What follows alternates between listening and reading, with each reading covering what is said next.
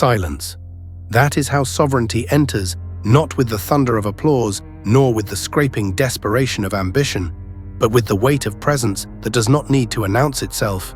You do not rule a kingdom by being loud, you rule it by being inevitable, and before you are worthy of commanding another, you shall be summoned before the mirror.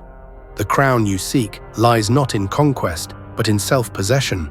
Before you stand a court, not of ministers, but of your own scattered desires. I have not come to persuade you, I have come to deliver decree. There is no empire more worthy of ruling than the one inside your ribs, and no exile more shameful than being cast from your own will. So let it be declared mastery of others is a game for tacticians. But mastery of self, this is the realm of kings. You speak of leadership. You want men to follow you. You want empires to bend to your word, but your voice shakes in silence. Your decisions are polluted by impulse. Your peace is one insult away from collapse. You rule nothing. You are a puppet crowned in illusion. You may dress like command. You may speak like dominance. But I see the trembling in your gut when no one is watching. I see the chaos you hide behind strategies and smiles. What is strategy if the strategist is a slave to his own appetites? What is victory if the victor must beg for validation after battle? To master others is child's play, but to master the self is to step into fire and not be burned. You chase control as if it will make you whole. You read books to learn tactics. You study psychology to manipulate. You memorize the rules of engagement so that you may conquer. But nothing you do on the outside will silence the war within. I have seen generals who could outmaneuver nations yet crumble before their own lust. I have seen leaders who ruled cities yet could not rise from bed without drowning in dread. They called themselves sovereign, but their kingdom was skin deep. Their throne was plastic. The man who needs the world to move before he feels secure has already lost. The true king does not move because of the world. The world moves because of him. You believe influence makes you powerful. You confuse admiration with authority. But you cannot command the respect of others if you do not first command the chaos in your own mind. There is no throne more difficult to sit upon than the one behind your own eyes. It is not enough to lead others if you are still ruled by reaction.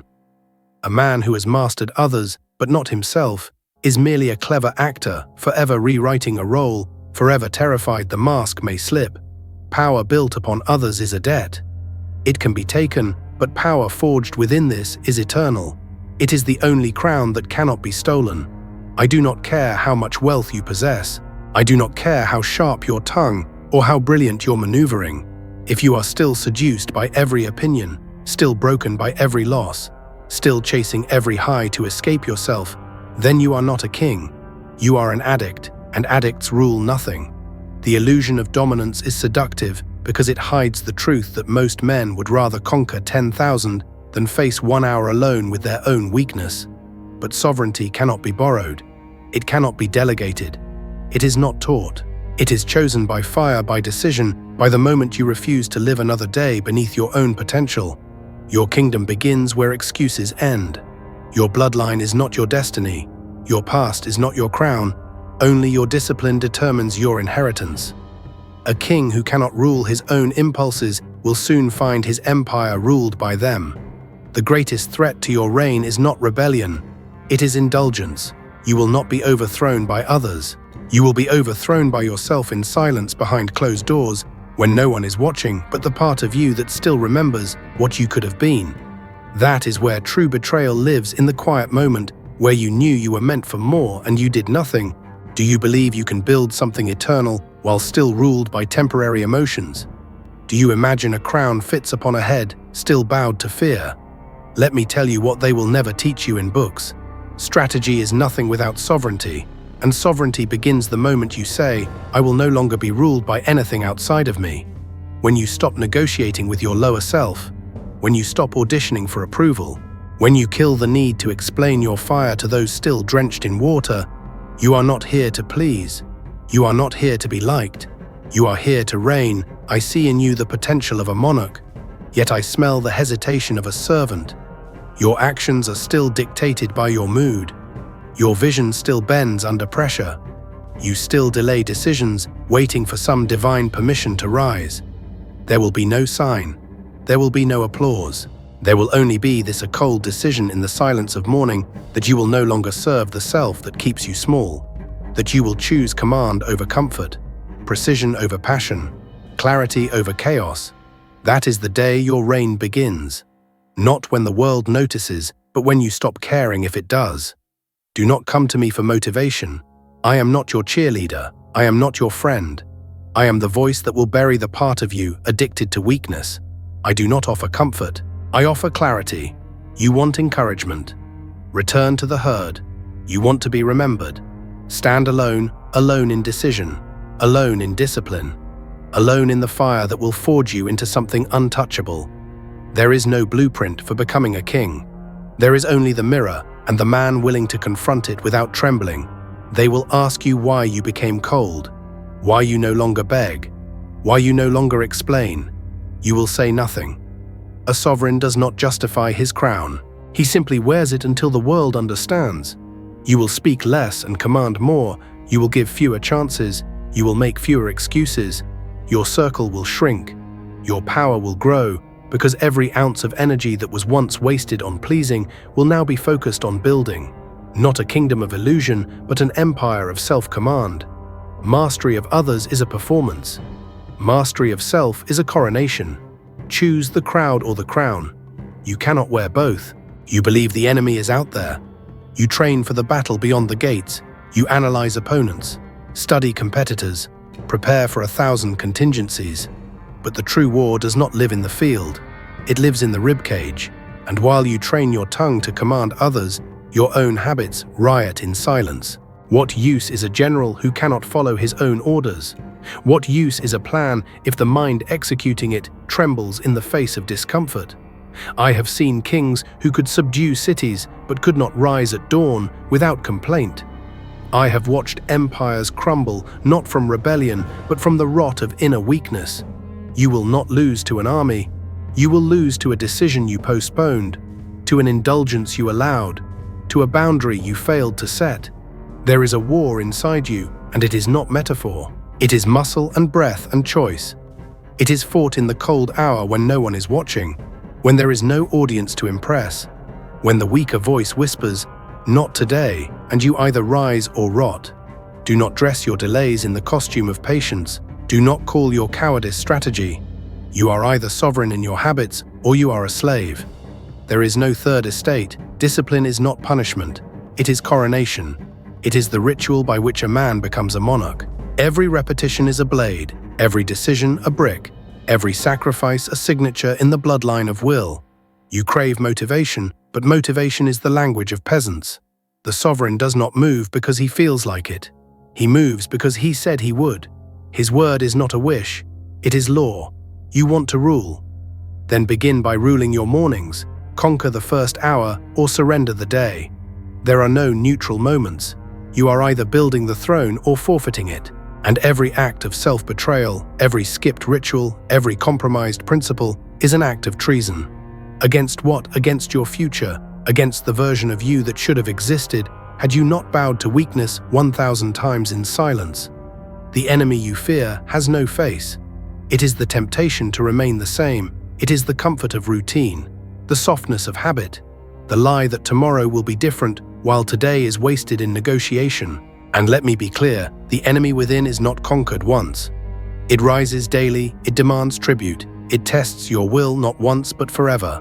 Mastery is not a trophy, it is not earned and kept. It is rented, and rent is due every dawn. The price, precision, repetition, restraint. The kingdom of self cannot be governed by emotion. It must be ruled by decree. Feelings fluctuate. Law does not. You believe your problem is lack of focus. You are wrong. Your problem is tolerance. You tolerate distraction, you tolerate delay, you tolerate weakness and excuse and noise. But the sovereign tolerates nothing that weakens the realm.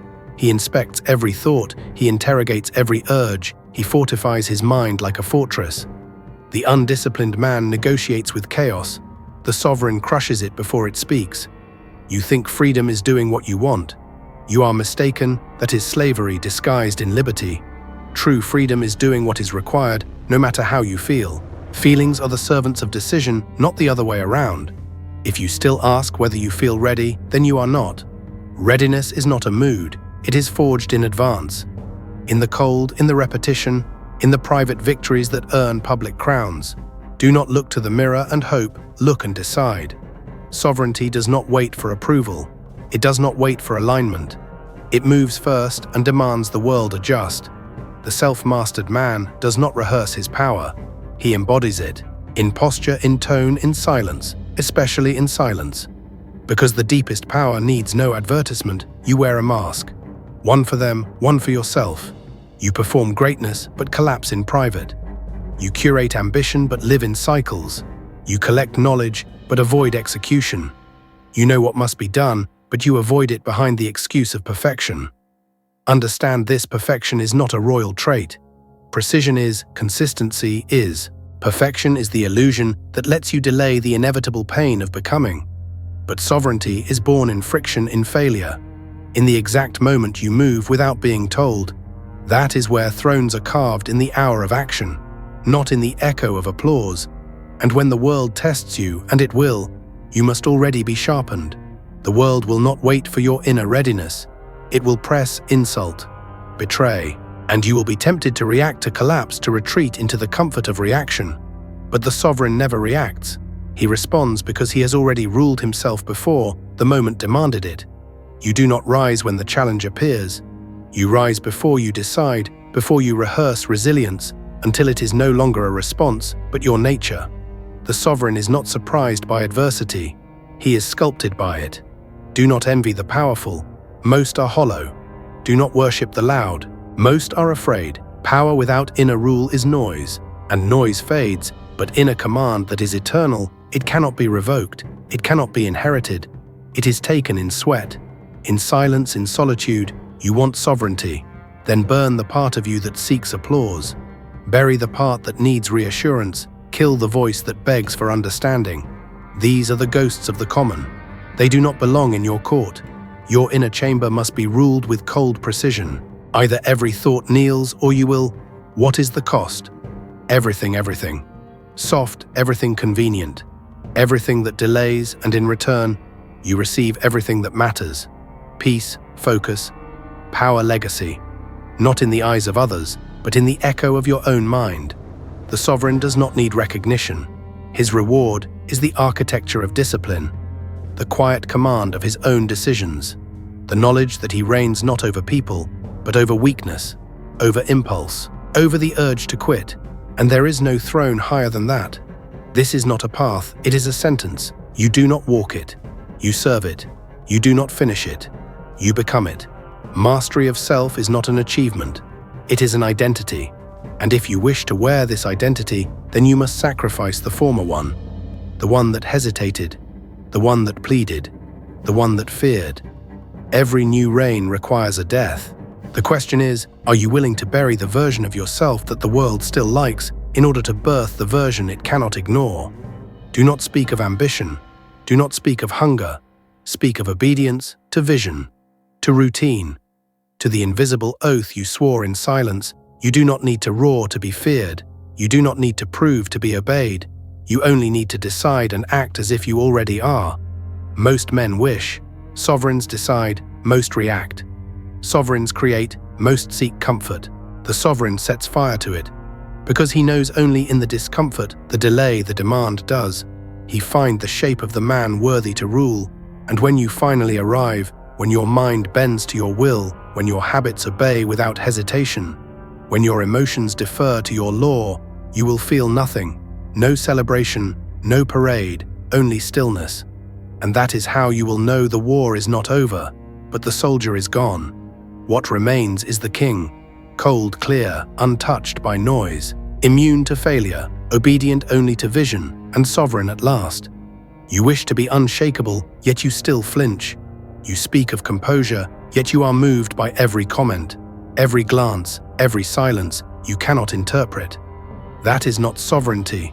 That is servitude dressed in decorum. A sovereign is not merely calm. He is unmoved, because he no longer responds to emotion. He issues decree. He no longer asks whether he should act. He decides and the body follows. The world offers you distractions, pleasures, pains, praise, insults. These are tests, not of your mood, of your rulership. Every moment you do not command yourself, something else does.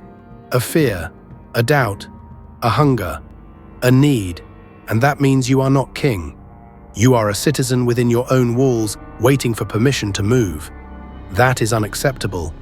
You have been taught that mastery is earned, that it is given after effort, that it is something others must acknowledge in you.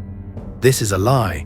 Mastery is seized, not through noise, not through domination, through cold sovereign obedience to your own vision, through the death of preference, the removal of indulgence, the eradication of weakness, not by force, but by decision. There is no ceremony, no applause. One day you wake up and realize that every other path is unworthy of you, that every excuse is a betrayal, and so you execute. Not once every day, until execution is not an effort. It is your nature. The sovereign moves without rush, speaks without excess, decides without delay. His clarity is born not of mood, but of structure. He has killed the part of him that waits to feel ready. He has buried the self that needed validation. You want this calm, then you must earn it, not through meditation, through war, not outer war, but the inner war that ends all outer ones. The war of habit, the war of consistency, the war of waking when you wish to sleep, of finishing when you wish to stop, of speaking only when silence would betray strength. There are no shortcuts, only decisions. There are those who try to understand you. Let them. You were not made to be understood.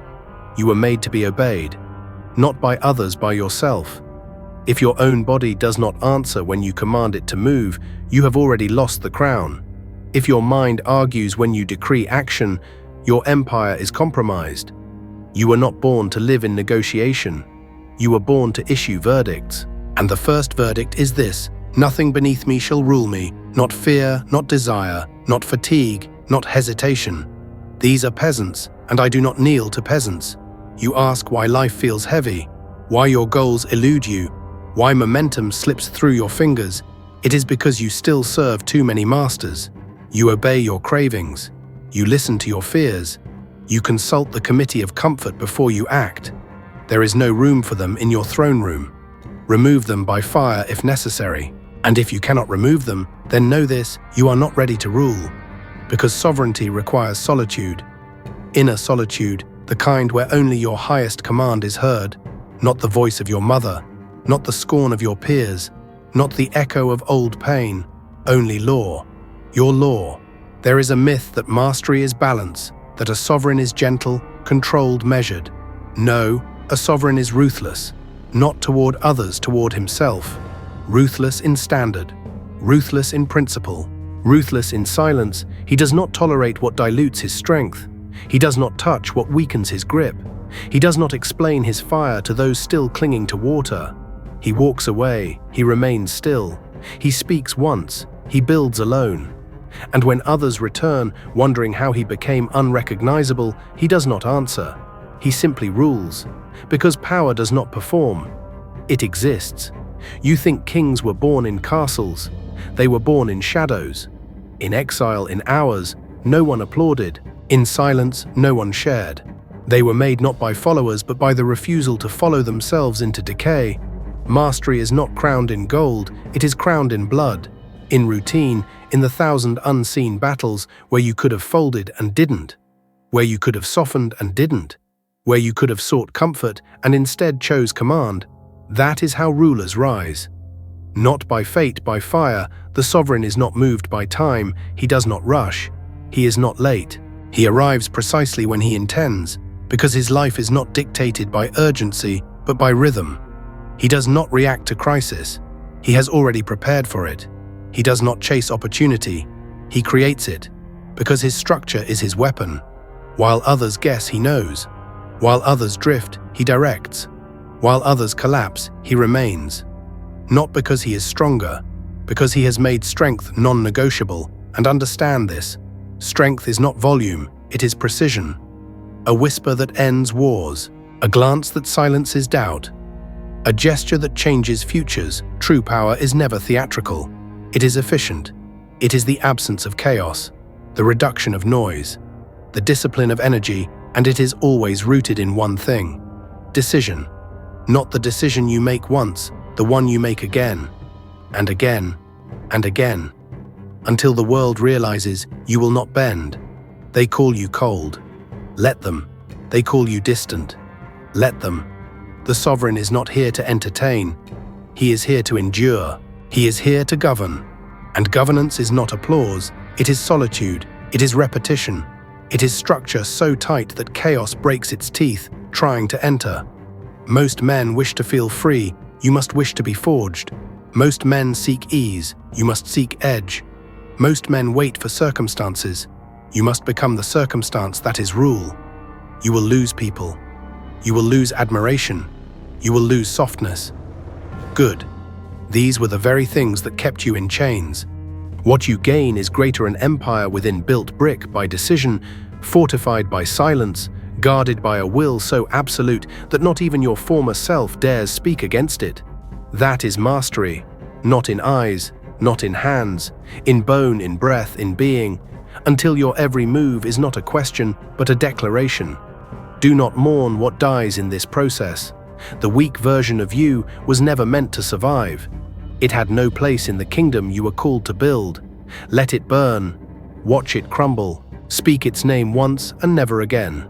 This is not a transformation, it is a coronation, the final ascension from man to monarch, and there is no return. Once you begin to rule, you will see the world as it truly is, a collection of thrones abandoned by those too soft to sit in them. You will walk alone. Good. You will feel nothing. Good. You will be doubted. Good. These are signs you have left the herd, that you are no longer among the governed, that you have risen to the ranks of the few who issue law from within, and when the world comes asking for your secret, you will give none.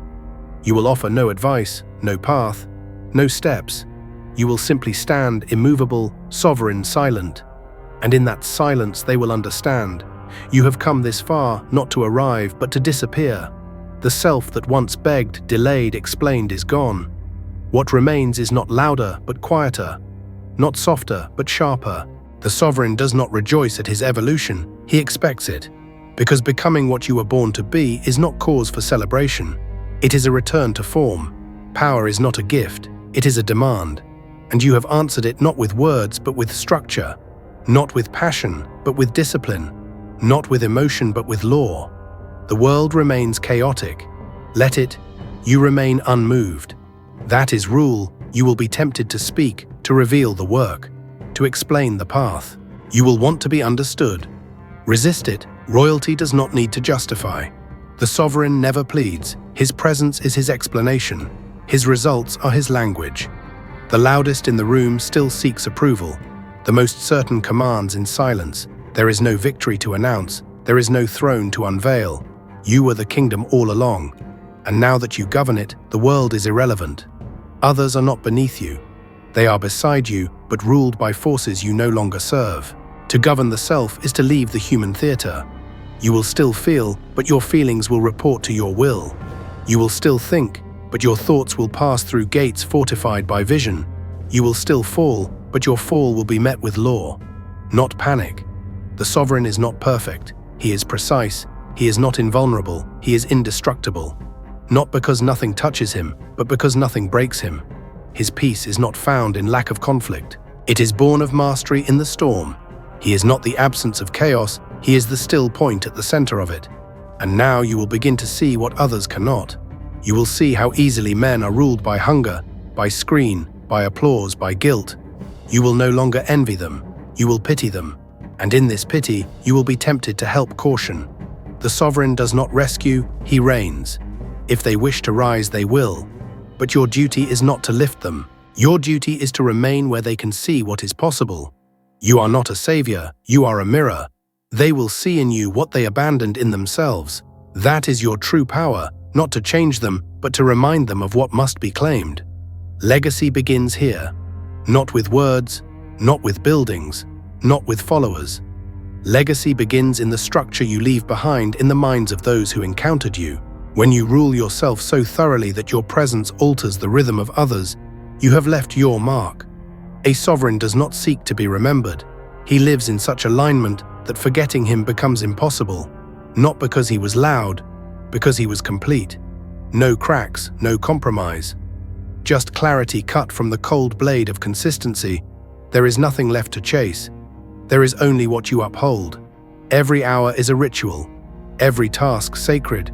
You have burned the bridge to mediocrity. There is no going back.